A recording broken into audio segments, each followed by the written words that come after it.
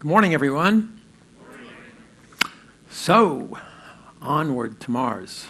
Today we're going to talk about the latest information that's coming back from the Curiosity rover, and then we're going to move on to the prospect for human missions. And I think we probably will have time to, let me ask a question. How many in the audience have either read the book or seen the film The Martian? Oh, God. Good.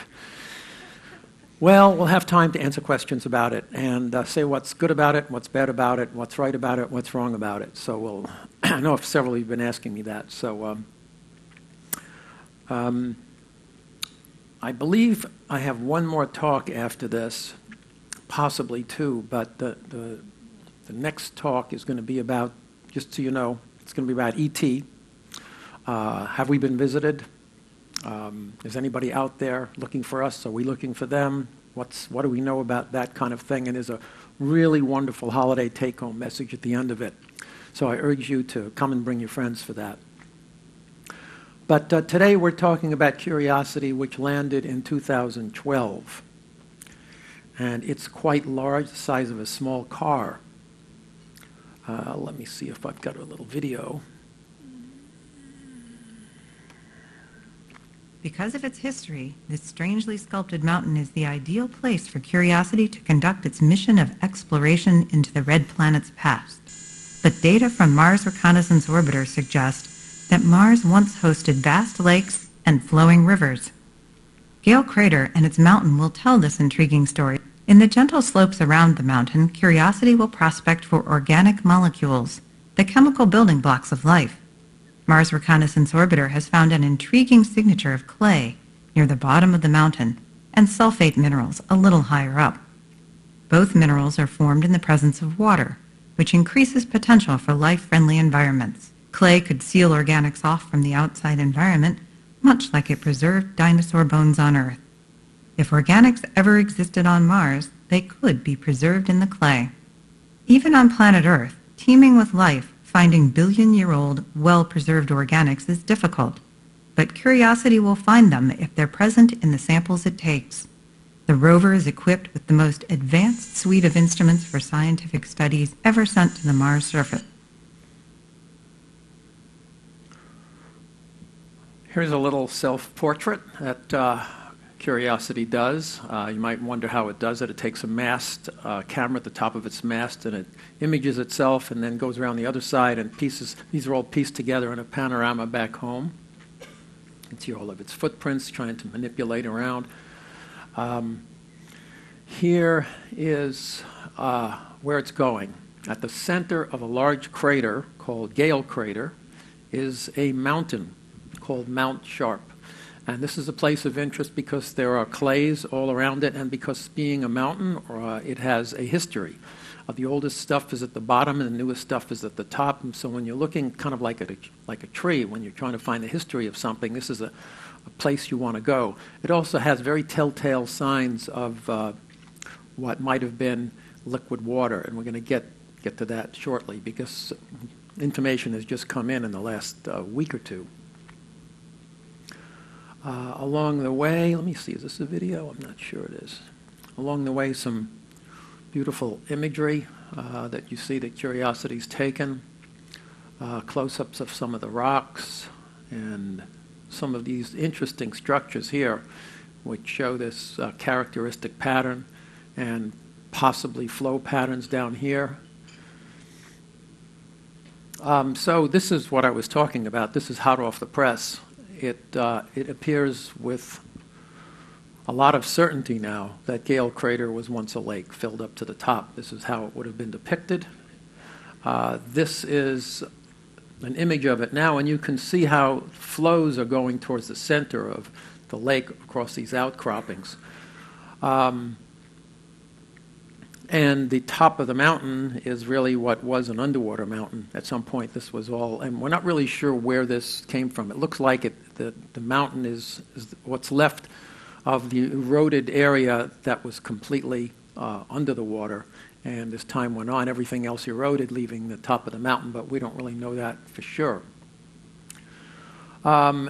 It's the size of a small car, about 2 tons. It can move far faster than any rover sent before it. It contains the most advanced cameras, tools, and instruments to date, consisting of a gas chromatograph, a mass spectrometer, a neutron detector, a laser vaporizer and sniffer. It actually shoots a laser at its samples of interest, vaporizes it, and then sniffs the gas coming off of it in order to determine what's in those remnants. A weather station, panoramic and high-resolution cameras, drills, microscopes, pretty incredible piece of equipment.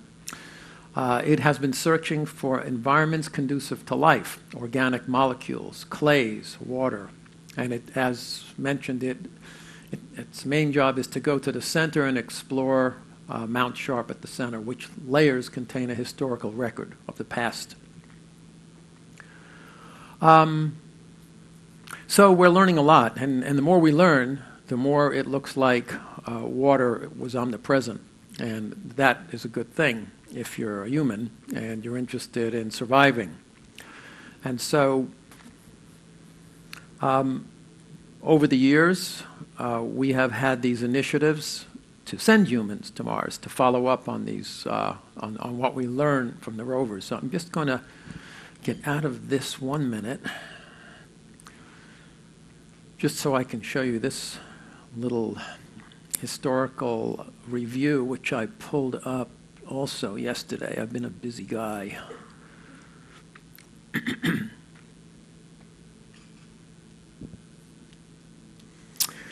Okay, I'll read this to you because it's pretty hard to read. Over the last century, a number of mission concepts and expeditions have been proposed to go to Mars, starting in 1947 through 1950s.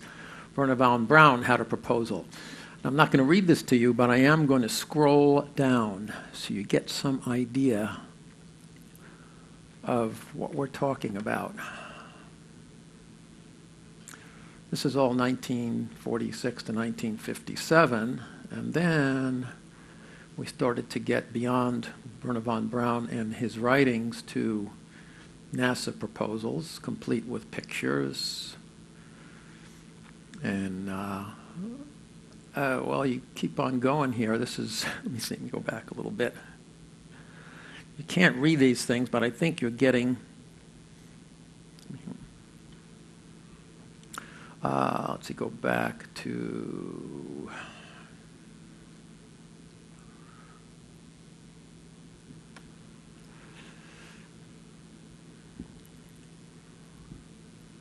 yeah, let me come down now. Soviet proposals, 1956 to 1969. The Case for Mars in 1996. NASA Space Exploration Initiative in 1989. That was George Herbert Bush's proposal. And then Mars Direct, a different way of going by landing everything that you need in advance. I can talk a little bit about that later. International Space University had proposals. And then all of these things, 1988 Mars Expedition Study, 1989 Mars Evolution, 1990 90-day study, 21st Century Designs, 2000, 2002, 2008, 2009, European Space Agency Russian plan. Keep on going. China National Space Administration, 2006. One-way trip to Mars option, 2006. Mars to stay, 2006. Another NASA design reference mission, 2007. Another one in 2009. An austere human mission to Mars by NASA in 2009. Let's see. Russian mission proposals, 2011. U.S. Mars orbit by the mid-2030s. That was 2010. NASA SpaceX Red Dragon, that's Elon Musk, 2012. It's a version of Elon Musk's spacecraft. Conceptual Space Vehicle Architecture, 2012. Mars One, another Dutch entrepreneur, one way. Let's see, where else are we going? Inspiration, Mars Foundation, 2013. Boeing Affordable Missions, 2014. NASA Journey to Mars, Pioneering the Next Step, 2015. NASA's Journey to Mars, October 8th, 2015, NASA published its official plan. What do you think about anybody publishing an official plan after all of that? How can you possibly take it seriously? But the thing of it is, the desire is good, the passion is good, all of that's great. So why not? Why hasn't this happened? And the only thing you can say is it's just a combination of factors that makes this so difficult. And when you throw so many maybe if you throw enough mud against the wall, one of these things is going to stick, and it's eventually going to happen, and there will be a buildup, and the time will be right, and the partners will be right. You keep hoping that. But whenever anybody asks me, when are we going to Mars and what are we going to do, I just kind of like have all that in my memory, 40, 50, 60. When I first started at NASA, I used to come in, I didn't know what was going on. I had a little project related to Apollo, and I would see once a year we had to do a cleanup. And you had to take all this stuff and put it outside your office on the floor, and they would come and sweep it away. And as I walked down the halls, I would see these Mars mission studies. Every year there was another Mars mission study that would be on the floor, collected and put in the trash. It's just a collective brain power to try to make these things happen. It's certainly not for lack of effort from the technical community or a lack of desire from the people working this business. So then you're left with, it's all the other stuff. And all the other stuff, of course, affects everything. But having said that, there are certain things that are given. We call them a design reference mission or a baseline. But what it really speaks to is of what we know about technology today and what we know about a roadmap for the next 10, 20, or 30 years. This is how we would do it if we got the go-ahead to do it. And by the way, speaking about the go-ahead to do it, there was once a philosophy that you had to hose a huge amount of money on a Mars mission in order for it to happen, because it is expensive. It's hundreds of millions of dollars. So just to give you some background on this, the first time I became seriously aware of this was in 1989 when George Herbert Bush proposed what was then called the SCI, or Space Exploration Initiative. And he did this on the steps of the Smithsonian Air and Space Museum in Washington, D.C. And he did it with a flourish, invoking John F. Kennedy's, "We do these things because they are hard." He paraphrased a lot of stuff. And it sounded great. And everybody at NASA was really excited because here's a president who really wanted to do it. And his vice president, Dan Quayle, had actually done some work in this area, because back in those days, the vice president was the chairman of the House Space Subcommittee, or he was responsible for space affairs.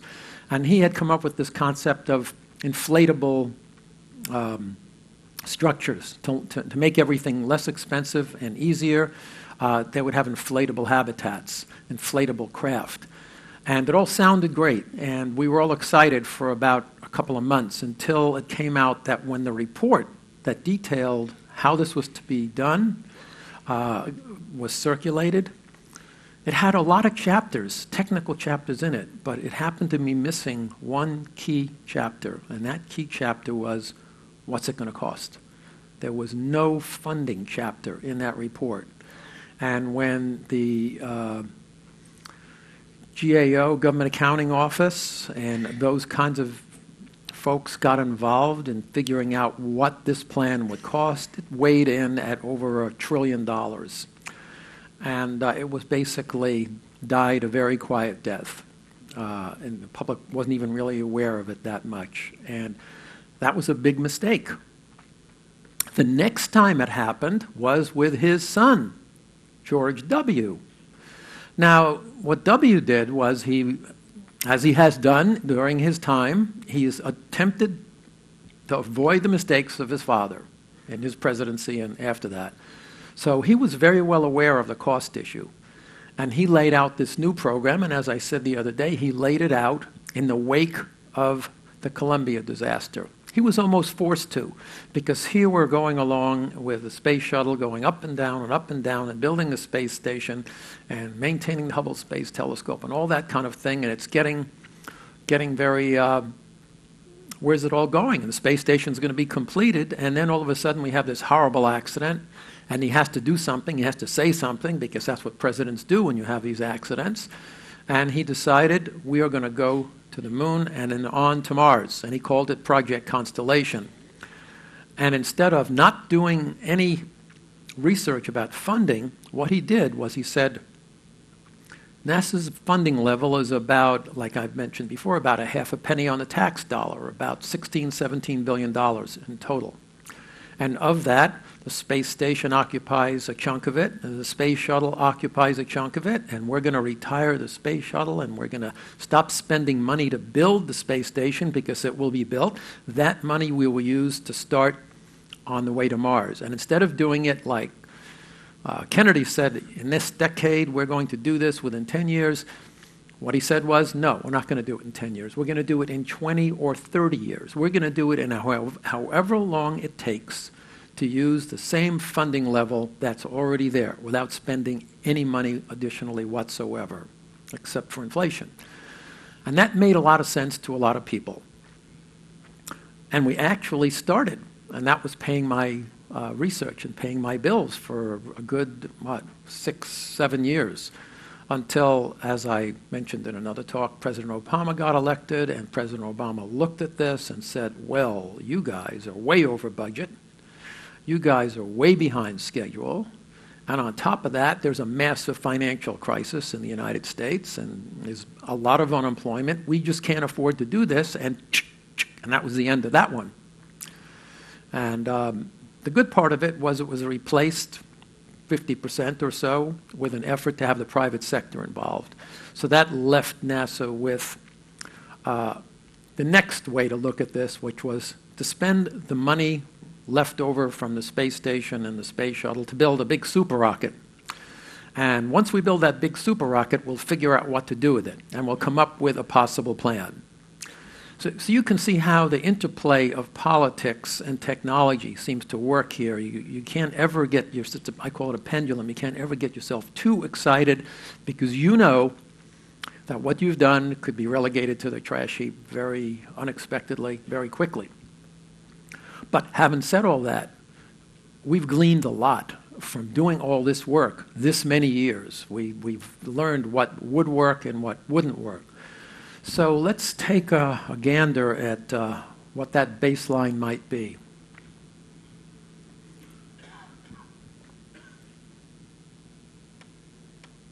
It will be the greatest scientific undertaking in history. You ready? Engineers all over the world are already at work to get humanity to Mars. It will also be the most deadly expedition ever attempted. No spaceship in existence can make it to Mars, and the voyage home is even more risky. No one has designed a vessel that can escape the red planet's gravitational pull.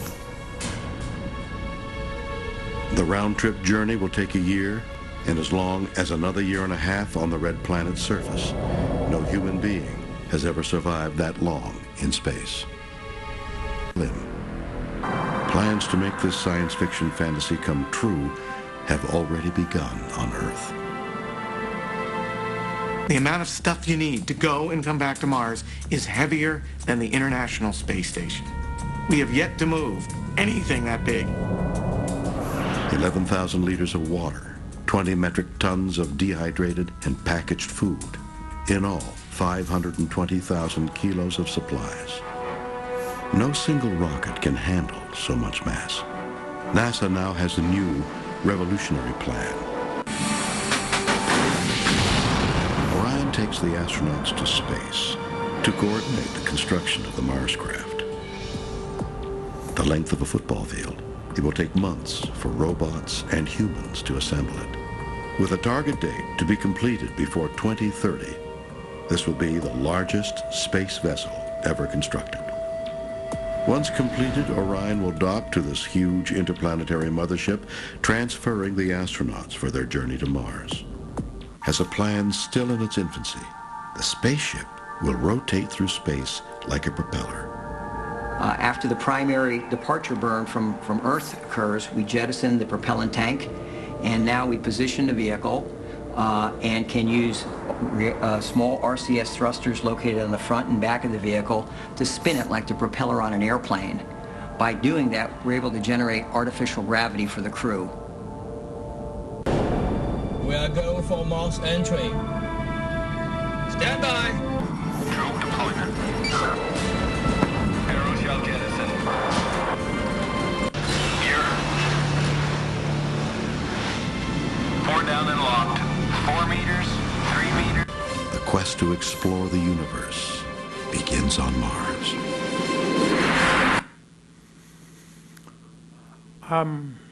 I think it's kind of fun to look at a real spaceship to Mars being built. This is one of the robotic craft.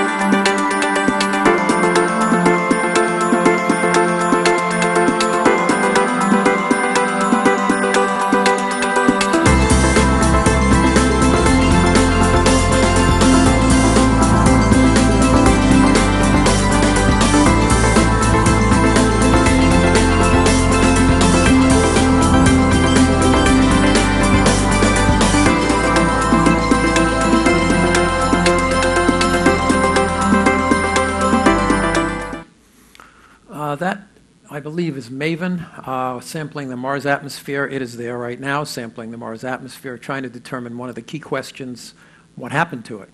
It seems to have disappeared for the most part. A couple of things you might have noticed: clean room suits, very, very careful orchestration of sequences that take place. These are difficult jobs to do these things. And let's get back to the human element that you saw. This was made a few years ago. There are still some things that we do and we don't know. One of the things about rotating the entire spacecraft on the way to provide artificial gravity. Yes, that's nice, but it's complicated, it's expensive, it's difficult, and it may not be necessary. Why may it not be necessary? Well, it only takes about 6 to 8 months to get to Mars. We've been at the International Space Station for 6 to 8 months with no gravity. And whereas it's a difficult kind of environment, but with the proper countermeasures of exercise and nutrition, we've been doing this now for a lot of years. So then you get to Mars, and what do you do there? Well, Mars has a gravity field. It has almost 40% of our gravity. Is 40% of our gravity enough to avoid the issues that you would have of being in a low-gravity situation? Or would it correct any infirmities that you might build up along the way if you travel in zero gravity? We don't know the answer. But the answer is probably yes. In other words, we could probably go there in 8 months or so. It would be just fine. We'd probably land on the surface, and anything like bone loss, physiological deficits that we suffered would probably be corrected over a year and a half on the surface at a 40% gravity level, enough to the point where traveling back for 8 months would be fine as well. So whether or not we're actually going to build a rotating spacecraft, can't tell you. Nobody's really saying we must build a rotating spacecraft. The other thing is, you saw all that stuff that has to be brought. You can avoid some of that stuff if you send the fuel for getting back home ahead of time, or if you make it. Now, it turns out that Mars is a place that has rocket fuel all over the place. It's carbon dioxide atmosphere, and it's got water vapor. And you can take the carbon dioxide and you can pump it into an old 19th century reaction called the Bosch-Sabatier reactor, which we've known about forever. I guess it's 19th or early 20th century. And you can feed that carbon dioxide with hydrogen, and you can make methane. And methane gives you rocket fuel. And you can also split it up, the water, into making hydrogen and oxygen to breathe. And so you've got all the tools to do that. And so the notion is you would send a factory in advance. And the factory would be sitting there cranking away, making rocket fuel before the mission ever left. And that would cut the weight drastically down to do this. That is actually the baseline plan. That's the plan that is we're looking at. So a couple of other things. There are two concepts of how you get to Mars. There's one called an opposition class mission, and there's one called a conjunction class mission. And they go by the name of whether or not Earth and Mars are on the same side of the sun or on opposite sides of the sun. And the one you want to pick is the one that uses the least energy, and that's called a Hohmann transfer. And if you do a Hohmann transfer, which is minimum energy, minimum fuel to get to Mars, you likely are going to take about 8 months to get there. And when you get there, because of the orbital mechanics and the way the planets line up, you will need to be there a year and a half before the planets realign so that you can hop aboard and get back in the 6 to 8 month time frame. So you're looking at a 3-year mission. There's another way to do this. It's called an opposition class mission, and that you don't pay attention to how much energy it takes to get you there. You get there faster. The only trouble is you're only allowed to be there 30 days. Now, do you want to spend $1 billion, couple, $3, $4 billion a year, all this trouble to get to this place to be there 30 days? Probably not. So that mission has fallen out of favor. So pretty much the baseline is you're going to be there a year and a half. And your fuel to get back is going to be waiting for you. So these are some of the givens that we're probably going to have in conducting this mission. The size of the crew, it's probably going to be 4 to 6, most likely 6. It's going to be mixed gender, probably 3 men, 3 women. It's going to be international in nature. They'll all be cross-trained. So you'll have a pilot who's a physician. You'll have a navigator who's an astrobiologist. If something happens to one of them, somebody else can double. So these are the kinds of traits that are needed. By the way, NASA's just opened applications for the next class of astronauts who will be the proper age when these things happen. So if you know anybody you think really wants to do it, now I'm not talking about the Mars One mission. The Mars One mission is calling right now for people who want to go one way and not come back. Not necessarily a death sentence. They want to go there and explore, and they actually started with 400,000 applicants worldwide, and they weeded it down to something like 400. I don't know how many it is now, but their notion is they don't have any money for equipment. They don't have any money for detailed plans. All they're going to do is pick the crew, and then when finally somebody comes along and says there's a mission, they're going to say, here is your crew.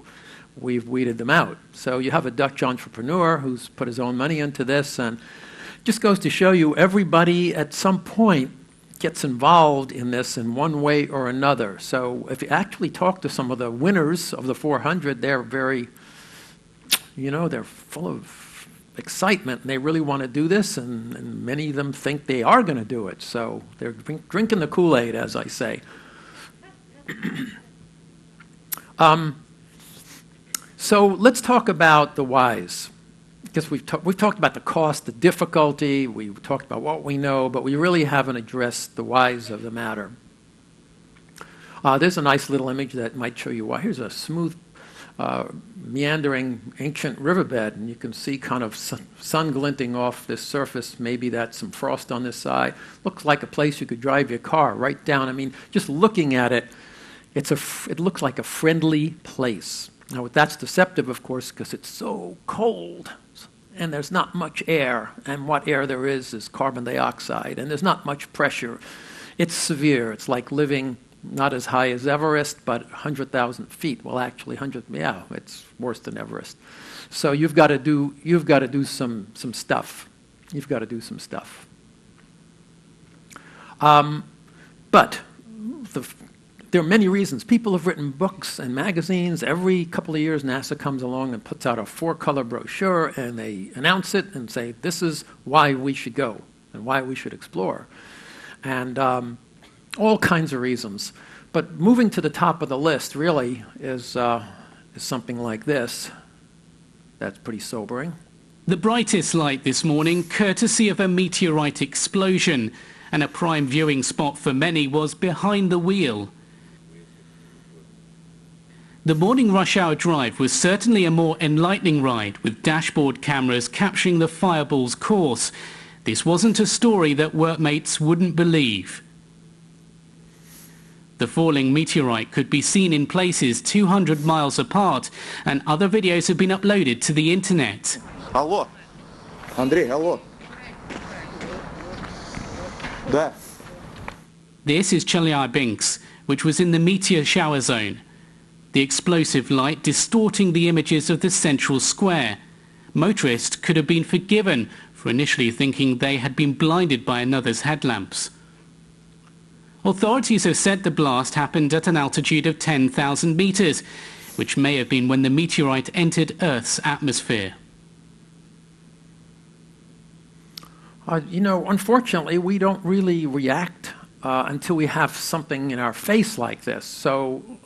But fortunately, NASA's job is to think about these things and attempt to really find a place for survival of the human species.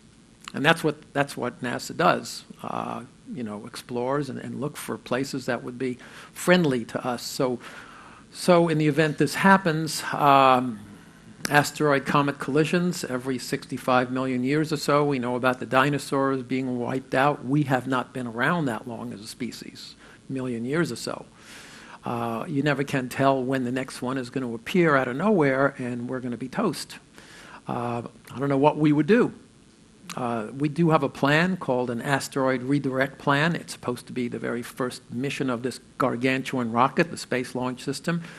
But going into near space to move an asteroid and see if you could move an asteroid is not the same as suddenly finding one dead beam on you all the way out there, and you have to react to it. You're not going to be able to move it that way. You've got to move it way, way out there. If it's too close, you don't have a chance unless you use a nuclear bomb. And so that is another way of trying to avoid this catastrophe. But having said that, you do want to look around. Besides meteorites, there are solar flares. There's war, disease, global warming, who knows what. But there's only one place we know of today that we could survive, and fortunately it's close enough to get to. So we have to keep it registered up here. And while the average person goes about our business and doesn't think about it, NASA does. So we can draw some comfort about that. Another reason to do this exploration, of course, it's about life. We want to know if we're the only ones. And logically, we assume that there are other intelligent species out there. But Mars is interesting because we have detected and sniffed methane. The first time we sniffed methane, it was very sporadic. It was just a burst of methane, and then it disappeared, and people got excited. Now, why would you get excited about methane? Because most methane comes from the remnants of dead living things. Plain and simple. From plant life, from animal life, and that's where methane... Now, there are non-organic explanations for methane to happen. There are non-life explanations. But most of the time, methane is coming from some source of decayed life. So when you see or sniff or find methane, you get excited, especially when you know there's water now on Mars. So it disappeared and it went away, and then all of a sudden in the last year it appeared again, and now it seems to wax and wane. It's not a lot, but we can sniff it. with our instruments that are in orbit. And that is intriguing. The other thing that's intriguing is, as we know, there are organisms on Earth that can survive in these kinds of environments. We call them extremophiles. We actually had an example, although it has been controversial, like all this stuff about Mars is always controversial, but we actually, one of the Apollo astronauts brought back a metal screw from a camera that was returned from a robotic mission on a Surveyor, what we call Surveyor spacecraft, landed on the moon in the 1960s, and they brought back a piece of the camera housing, and lo and behold, in that camera housing was a Streptococcus mitis that was brought back to life and cultured. And how did it survive on the moon? Well, maybe it didn't. Maybe they brought it, and that's part of the controversy. There's always that controversy, but most of the thinking now is, yes, it was there and managed to survive. Thermal vent smokers, bacteria survive in, sulfur bacteria in hot springs. I mentioned these the other day. These kinds of extreme and here's an interesting example. The last time I was teaching in Berkeley, we built a bell jar. And we took the bell jar and made a simulated Mars environment. It wasn't easy to do, but we got a lot of equipment. We got help from NASA Ames Research Center, and we built a bell jar that had a Mars atmosphere in it. And then we put a halophile, salt-loving extremophile culture in it. And 3 weeks later, over 20% had still survived. So that tells you that life on Earth, our extreme life on Earth, and halophiles are not that extreme, can survive in the Martian environment. And life finds a way. So the other reason to go, it's about what we call STEM. STEM is a catchword in the education world. It stands for science, technology, engineering, and math. Most schools and universities are using this. It's a high-level way to get our young people skilled in these areas. Why is this important? Because when you start landing a Mars craft on the surface, you find vast number of hits across the board, all the demographics. There have been more hits on the twin Mars rover websites than people on Earth. Now, that number has gone to twice the number of people on Earth since this was put together. So you can imagine how much interest there is when, and a lot of it, of course, is coming from young people. Now, I've taught classes about space and Mars over the years. And when you start teaching a class about Mars as opposed to the moon or space travel in general, it's a whole different animal. You find that undergraduates of all different majors want to get involved. They're really interested in this. This is a way to keep young people interested and find out about these things, which are important: science, technology, engineering, and math.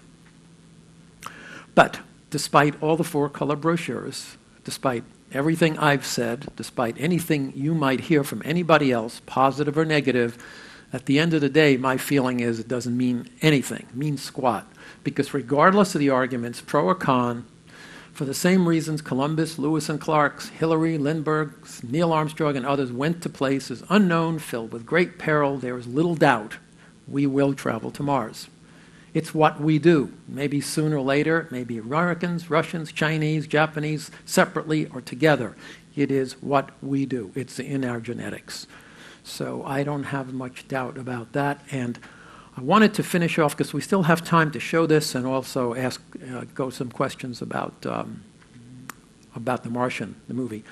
But this is what it's like to be part of a program like this, and this is really cool.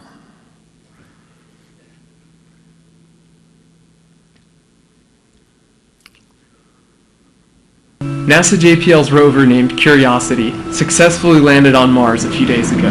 Appropriately, there's been a lot of focus on Curiosity, the rover. But what I think makes JPL really great aren't its robots, it's the people who build them. I can say this because I met a lot of them in the 7-year span I got to work on Curiosity at JPL. That's nearly my entire professional career and a quarter of my life. I had a son and lost my mom to ALS while working on Curiosity. I'm a different person now than when I started, as a result of this whole experience and all the people I've been able to associate with. And while my contribution is small relative to the overall picture, I tried to capture here exactly what it felt like to basically have 7 years of your life vindicated with that beautiful phrase. Touchdown confirmed. We are safe on Mars. So we're still 2 days from landing, but you can see the news media has already started to descend on JPL here.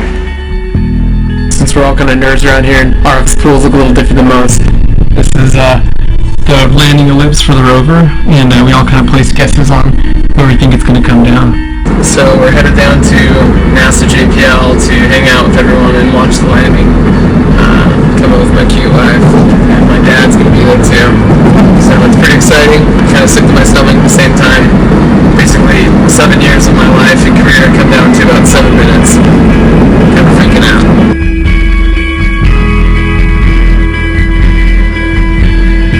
I owe half my chromosomes to that guy right there. Excellent chances. Excellent chances. Not nervous. Okay. Well, it's gonna work.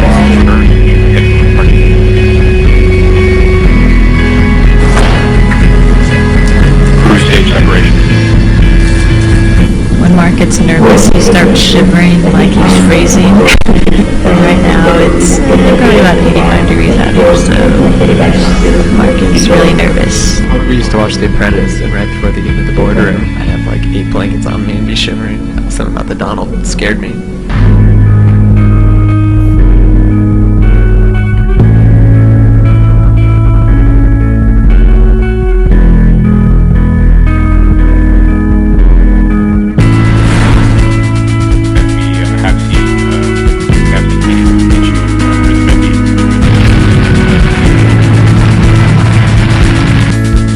Dynamic space. Come back again with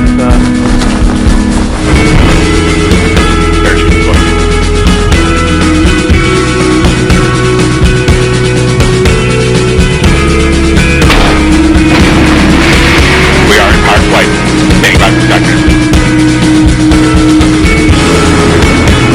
Skycraner started.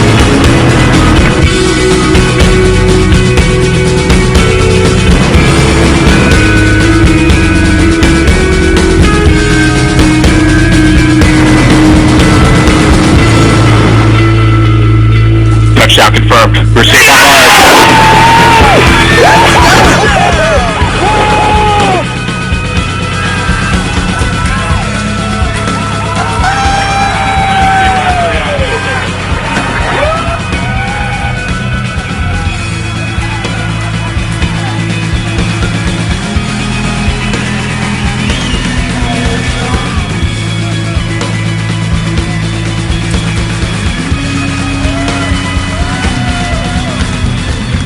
So, I mean, I like to tell people that the biggest reward in working in a project like this is the whole being part of a team thing. And it's indescribable. Most people go to their jobs, and I don't know how you feel about your jobs or did feel about your jobs, but being part of something like that is really incredibly special.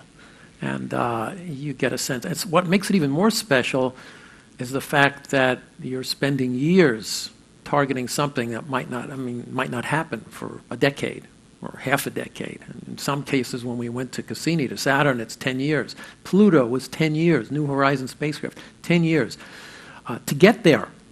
So it took 10 years to get there, and another probably 4 or 5 years, if you're right involved in the beginning of it, to be part of the planning. And then I don't know if you realized how amazingly complex landing Curiosity was with the sky crane, dropping it down. And the reason it was dropped down from this platform, which then blasted away, was so that the Curiosity rover wouldn't get dust and sand all over its works from the engines as it descended. It had to be clean, and it wouldn't be fouled. And so just imagine, if you will, the team meetings, the brainstorming meetings at JPL to try to figure that out. And humans is even more difficult because what's not shown here, oh, by the way, everything that happened, they didn't know about it real time. They were like 20 minutes behind the curve. So what they were hearing was information that took 20 minutes to get back to them. So it's not like you know it's happening, then you don't. Yeah, so I lost my train of thought there. Anyway, just a get it back, just a great opportunity to be involved in that and watch it come together and spend a career doing it. And then, yeah, it's an intangible. It's a real intangible that makes it very well worthwhile. So with that, oh yeah, I know what I wanted to say. The other thing is that we're going to talk about the Martian now and human missions. What's not shown is what's called, there are two great challenges, technological challenges in getting to Mars as humans. One is the physiology. How do you handle the 6 to 8 months getting there? All the questions I mentioned before. There's a radiation dosage that you're constantly exposed to. You will pick up a career dose in one Mars mission, in all likelihood. You will never fly again. You will have probably an increase of 8 to 10% chance of above normal for cancer. Unless we figure out a way to shield, then that's not probably going to be likely. One of the ways is we can dig a hole and live underground once we get to the surface, because the Mars atmosphere is so thin, a lot of GCRs, galactic cosmic rays, get there. And you're probably increasing your risk just by being there. So the physiology is one. The other one is called EDO, EDL, entry, descent, and landing. Many of you, or some of you may have heard, if you read the book The Martian, or it's come across your in the past, something called the 7 Minutes of Terror. How many in the audience have heard of the 7 Minutes of Terror? Raise your hands. Cool, I can explain it to you. As opposed to a space shuttle, which is sitting up at the space station, that takes something like 45 minutes to an hour to land and uses the atmosphere to kind of bleed off the speed of coming in starting at 17,500 miles an hour down to zero, you don't have much of an atmosphere on Mars to do that. You have some atmosphere, but the trouble is that atmosphere doesn't get dense until you get very close to the surface. So you can't use the atmosphere to slow you down. But you can use parachutes. The trouble with parachutes is because that atmosphere is so thin, they've got to be humongous. And they don't start getting a bite of the atmosphere until you're almost way down. You can use engines, but the more engines you use, the more fuel you have. And the rule with the current systems we have of chemical propulsion is fuel occupies 70–80% of your weight anyway. So you're in a real bind. And at the end of the day, to get from orbit down to the surface, you're looking at 7 minutes. Everything has got to be bled off from this very rapid speed going around Mars in orbit to land, and it's got to be done in 7 minutes. We don't know how. We have figured out how to do that with light things. Everything was light before the little rovers that we sent before. And Curiosity at 2 tons is the all-time record breaker, but to land humans is going to be at least 25 tons. So we have to figure out how to get down, and that's called entry, descent, landing, and that is difficult. So those are the two big obstacles right now that people have to work on in order to make this happen. Okay, so if we can bring up the lights, maybe we can learn a little bit more about this by fielding questions about the Martian. Let's have them. Let's go first here over there. I've got 2 questions for you. About the third slide that you actually put up right at the beginning of your talk, when you were talking about the Curiosity landing. For all the world, it seemed to show rocks that had a sedimentary appearance. Now, presumably I'm wrong to think that. How did those rocks get that appearance? Sedimentary? Oh, there are sedimentary rocks. They've been layered over the decades. There's water that's laid down sediments. The one thing that there was volcanism. So we have a lot of the same forces that exist on Earth. There's no reason to rule out sedimentary rocks. There's no reason to rule out layering of sediments over the time. But I'd really like to focus on the Martian here because so many people have asked me that and they've watched it and read the book, so they're curious. Yes? The way he made water was feasible. It would never happen. Never, ever, ever. Water is all over the place. Why would you go to that much trouble? It was poetic license. Yes, it was physically possible to make water that way. But it was done for dramatic license, because if he didn't make water that way, there wouldn't have been an explosion. If there wasn't an explosion, da-da-da-da-da, you get the whole picture. Okay. Yes? When he pokes a hole in his hand or the spacesuit to get up to that... Yeah, to capture the return quick. It's preposterous. I was going to say, that's not real. I mean, wouldn't you just lose everything? No, well, it depends on the size of the hole. And if you try to control the... But it's just, again, poetic license for drama.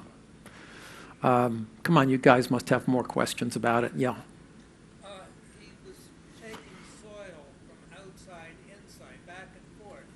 How many times can you go in and out without losing all your resources? The question is, he was taking soil from outside to inside, and yes, that would be a very foolhardy thing to do. I happen to think that my book that I wrote is a lot more accurate and a lot more detailed than his, and people have told me it's better written, and he had better luck than I did, but I'm not going to get into that. Also, they say he's stolen 10 things from you, which really flipped me over the surface, but you can't go there. You're not going to sue these guys, whatever it was. He had access to a lot of things, but what I do in mine is the soil, the traditional way is there's a greenhouse. Now, here's the thing. The surface has been baked by relentless ultraviolet and radiation for decades. The top layer of that soil is probably useless. So if you're going to grow anything, you need to clear it out of the way. And once you clear it out of the way, there's no reason I can think of where you couldn't grow crops like he did. You just have to move it. Why you would want to go outside to bring it in, I don't know. Other questions? Oh, come on. Nobody? Well, if you don't have any other questions about it, go ahead. This isn't related to that. In a previous thing you said, can a person actually survive in space without a spacesuit even for a couple of seconds? A couple of seconds, maybe 11. 11?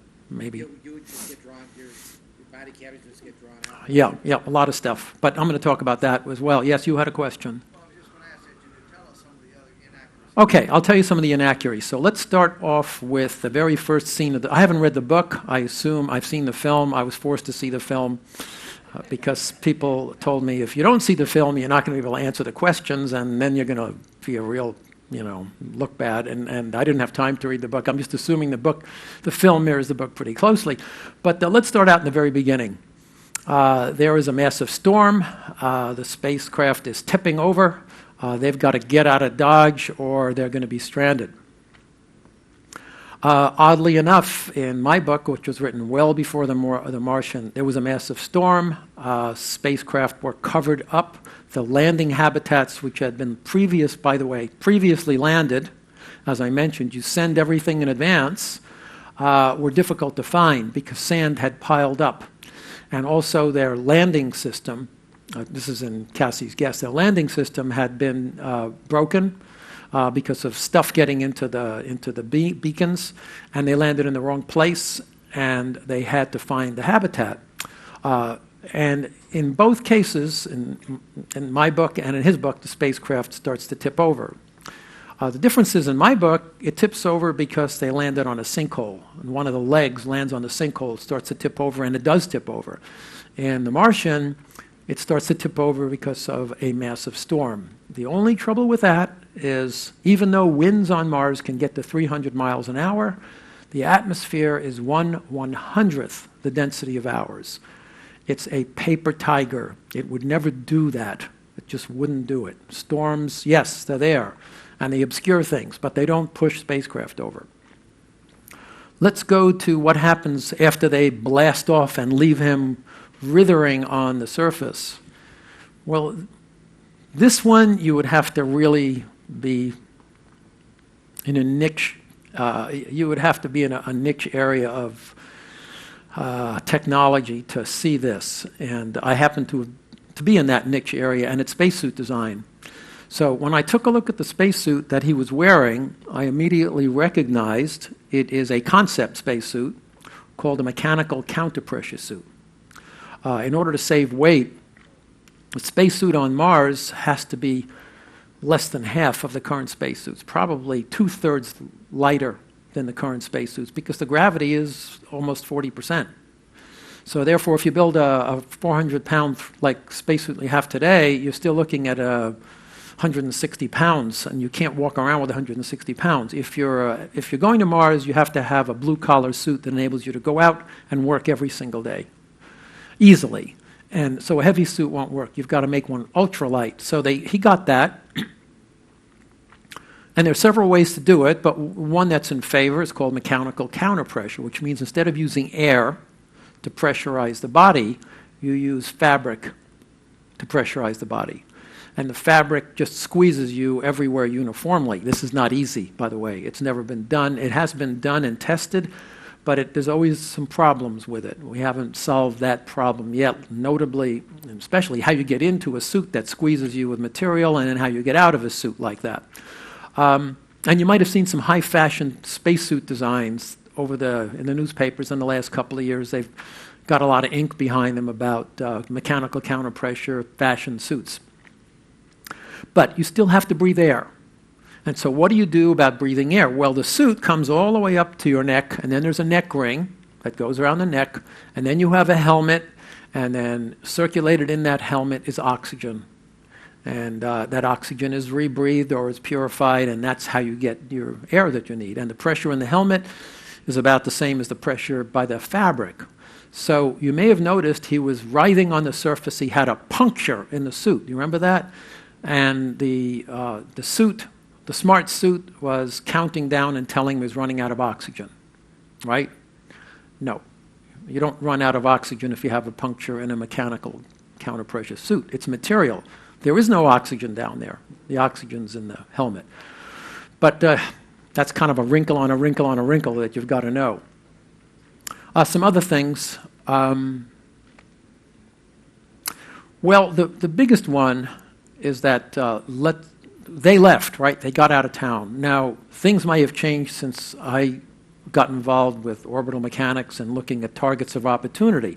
Once every 26 months, there's a target of opportunity to land on Mars, and that's why you hear and see about every 2 years, you'll hear of a mission to Mars, a robotic mission to Mars, because that's when the planets line up for a Hohmann transfer, minimum energy, easiest way to get there, least fuel.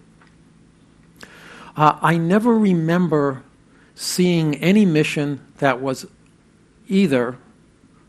not either a 3-year mission with a year and a half on the surface or a quicker mission with 30 days on the surface.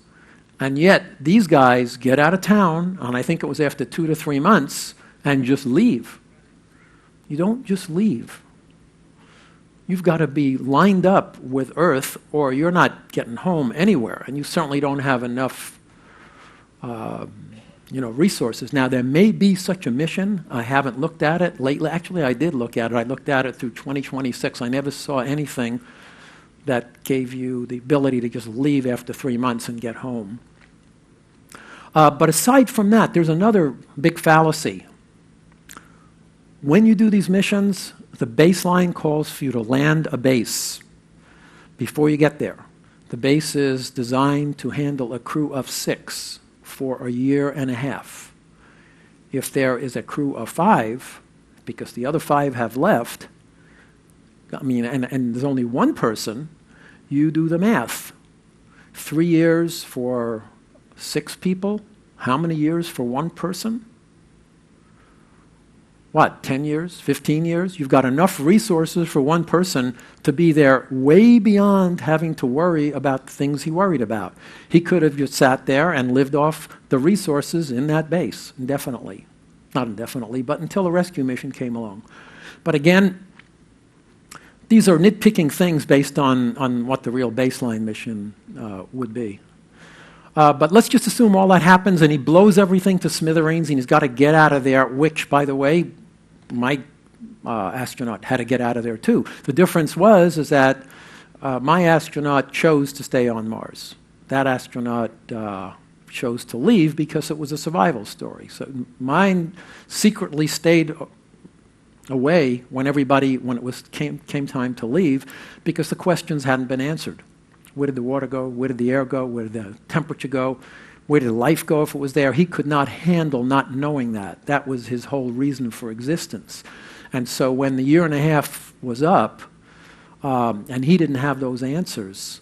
He couldn't handle it, so he snuck out and made equipment and left, and they couldn't find him and they had to leave. So that's the difference between the two. But aside from that, he had to get to another base.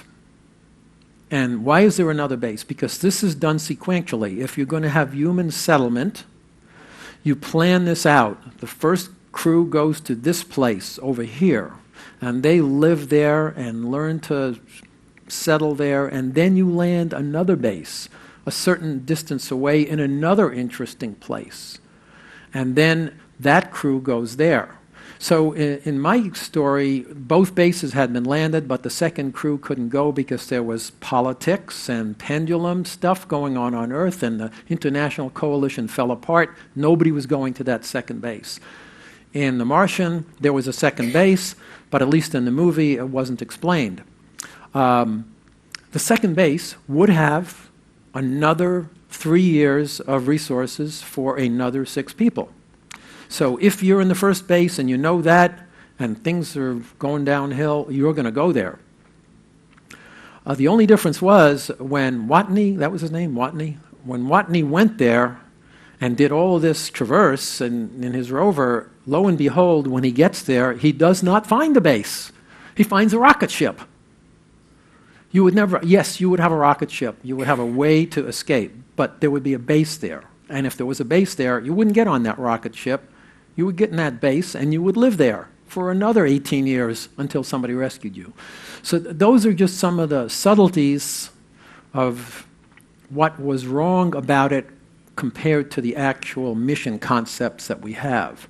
But there was a lot right about it. And the fact that you're all here and asking questions about it, and it inspired people to ask these questions, and it got you involved in what Mars is really like and what the science is really like, far outweighs anything negative that I'm saying. I'm just trying to bring you up to speed in what we do know and what we don't know. Any other questions? Yes? Were there any Curiosity test landings on Earth? Curiosity? Test landings on Earth. I didn't get that word. Test landings. Curiosity test. Yes, the Sky Crane was tested on Earth. Actually, it's tested at JPL on a big building and then outside a building. Yes, all that's done in advance, sure. Those missions aren't that expensive, by the way, compared to human missions. They've always struggled for competition, for funding. If you have a limited amount of funding and you have the unmanned missions and the manned missions are always in competition with each other, and that's the way it goes. Anything from up there? No? No? Oh, yes. Since the Chinese have not been a part of these space programs, do they have something like this plan to go to Mars? The question was, do the Chinese, not being part of the space program, do they have any aspirations? Their aspirations are to go to the moon and set up a moon base. Now, what they actually do, because they are actually using 1960s, 70s technology borrowed from the Russians.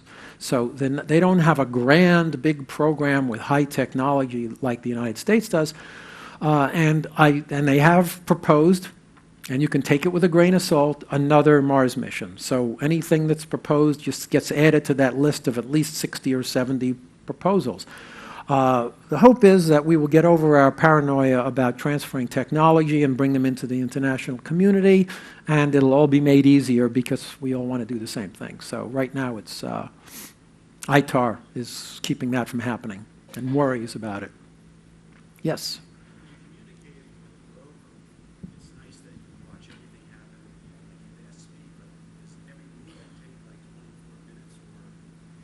Every communication takes as much as 20, well, so let me tell you how it works. Mars can be as close as 35 million miles from Earth at its nearest point, and it can be as far away if it's the other side of the sun from Earth, of 35 plus 93 plus 93, 225 million miles away. If you work out the speed of light, which is how long it takes for communications to take place, you will get a minimum number of something like I forget what it is, 4 to 5 minutes, and a maximum number of 20 minutes. So depending on where Mars is relative to Earth, whatever you say is going to take 5 minutes minimum, 20 minutes maximum to get there. And whatever it sends back to you is added to that. So if you say turn left, you won't know it turned left for 40 minutes. So that's why any command that's given, you don't know what the outcome is, really. And that's also why Curiosity is very carefully looked at the end of the day. And the topography is examined from above, from the observing satellites, and a path is laid out. And a path is laid out that's a safe path, and a distance is laid out. And then the next day it's done again and again and again, and that's how it works. Yes? Some of the hypotheses about what happened to the atmosphere and water on Mars. Okay, you'll have to read my book. It's only $1.99. You get it on Amazon. So some of the hypothesis is a good word. It's a good word. So we haven't gone beyond hypothesis to theory yet, although it's getting close. There's two prevailing ones. One is that the planet is too small to hold its atmosphere, and MAVEN, which is sniffing the atmosphere, the remaining atmosphere, is finding that particles are leaving, and therefore, for whatever reason, the atmosphere couldn't hold, the size of the planet, which is about half the diameter of Earth's, was not adequate to hold that atmosphere, and it kind of disappeared. The other prevailing theory, at least that I know about, is that there's no plate tectonics. Plate tectonics is a churning, a recycling of the top layer of material. So the clays in the surface bond and combine with the carbon dioxide atmosphere to form carbonates. And those carbonates would then on Earth, this happens on Earth, would be subducted down, and heat, as it got down low enough, heat would cause it to regenerate and would come back into the atmosphere in a cycle. That cycle doesn't exist on Mars because there's no subduction, there's no plate tectonics, and therefore all the atmosphere is buried down below. And there have been proposals, serious proposals, to nuke it out or use a gigantic space mirror to focus heat down onto the ground to regenerate the atmosphere. So there's also something called terraforming, which you may have heard of. Terraforming is when you want to make a planet like Earth. So Mars is one way, and if you terraform it, which might take 100 years or 50 years, using some of these techniques, you would regenerate an atmosphere, a high pressure. So they're hypotheses, some of them are theories. Other questions? Up there.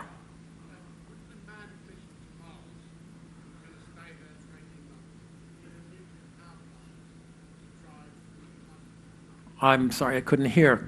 Let me get over there.